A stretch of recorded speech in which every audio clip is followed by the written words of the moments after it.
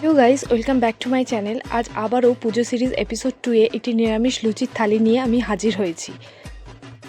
আমার এই পুজো সিরিজে আমি নিত্য নতুন থালি ও তাদের রেসিপি শেয়ার করে থাকি, তো ভিডিওটি শেষ পর্যন্ত দেখার অনুরোধ রইল।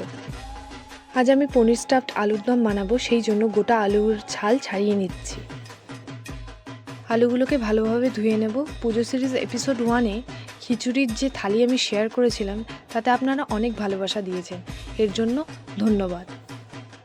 ভিডিওতে যেভাবে দেখাচ্ছি সেইভাবে আলুর ভিতরে কিছুটা অংশ বের করে নেব। আলুর ভিতরে এরকম স্পেস বানাচ্ছি যাতে পনিরের পুর দেওয়া যায়। ও একটা জিনিস খেয়াল রাখবেন, যাতে আলুর ভিতরে স্পেসটা একটু বেশি হয়, তাতে আলুটা সেদ্ধ হয় ভালো করে।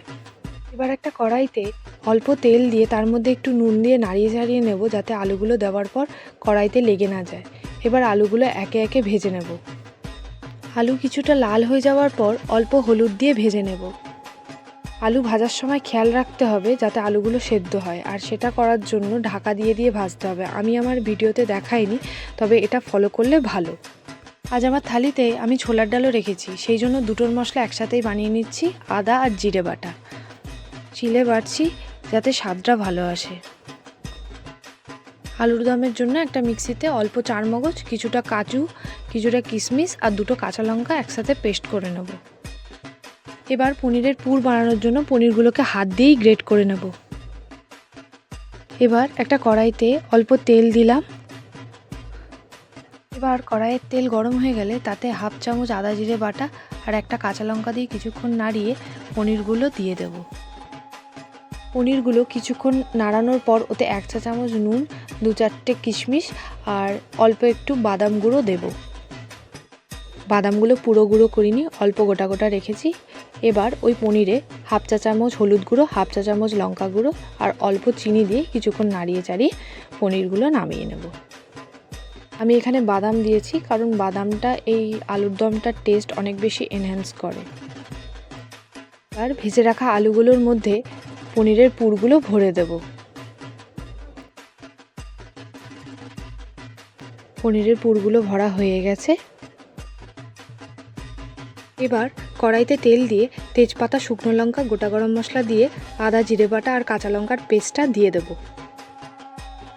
ওই মশলায় 1 চা চামচ হলুদ গুঁড়ো, 1 চা চামচ লঙ্কা গুঁড়ো অ্যাড করব আর শেষে স্বাদ মতো নুন দেব। এখানে আমি একটু জল দিয়েছি যাতে মশলাগুলো শুকিয়ে না যায়। এবার কাজু চারমগজের যে পেস্টটা বানিয়ে রেখেছিলাম সেটা দিয়ে দিলাম। ওটা দিয়ে দেওয়ার পর কিছুক্ষণ নাড়াতে থাকবো। মশলা কষানোর পর অল্প চিনি দেব। চিনি দেওয়ার পর পুর ভরা আলুগুলো একে একে দিয়ে দেব। আলুগুলো দেওয়ার পর পনিরের পুর কিছুটা বেঁচে গেছিলো, সেটা আমি তরকারিতে দিয়ে দিয়েছি। এসে ঘি গরম মশলা দিয়ে নামিয়ে নেব। এরপর আগে থেকে ভিজিয়ে রাখা ছোলার ডালকে আরও একবার ধুয়ে অল্প একটু জল দিয়ে প্রেসার কুকারে সেদ্ধ করে নেব। আমাদের প্রেসার কুকার একটু মার্কা মারা, তো তাই ছোলার ডাল সেদ্ধর ক্ষেত্রেও 4টে সিটি দিতেই হয়। তো যাই হোক, রান্নায় ফিরে আসা যাক। ওই কড়াইতেই অল্প তেল দিয়ে জিরে, শুকনো লঙ্কা, তেজপাতা ফোড়ন দিয়ে আগে থেকে বেটে রাখা আদা আর জিরে বাটা দিয়ে কিছুক্ষণ নাড়িয়ে ছোলার ডালটা দিয়ে দেবো। স্বাদ মতো নুন, 1 চা চামচ হলুদ আর চিনি দেবো, দিয়ে নামিয়ে দেবো। হয়ে গেল ছোলার ডাল। ছোলার ডাল দেখতে যেমন ভালো হয়েছিল, খেতেও ভালো হয়েছিল। আলুর দমের থেকেও বেশি ভালো লাগছিল, যদিও দুটোর স্বাদ আলাদা। এবার বেগুন ভাজার জন্য একটা গোটা বেগুনের মাঝ বরাবর কেটে লম্বা লম্বা করে কেটে নেব।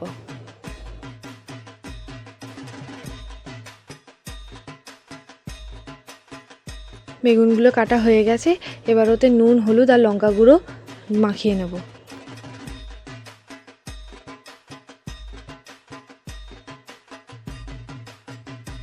এবার ওই কড়াইতেই তেল দিয়ে বেগুনগুলো ভেজে নেব একে একে।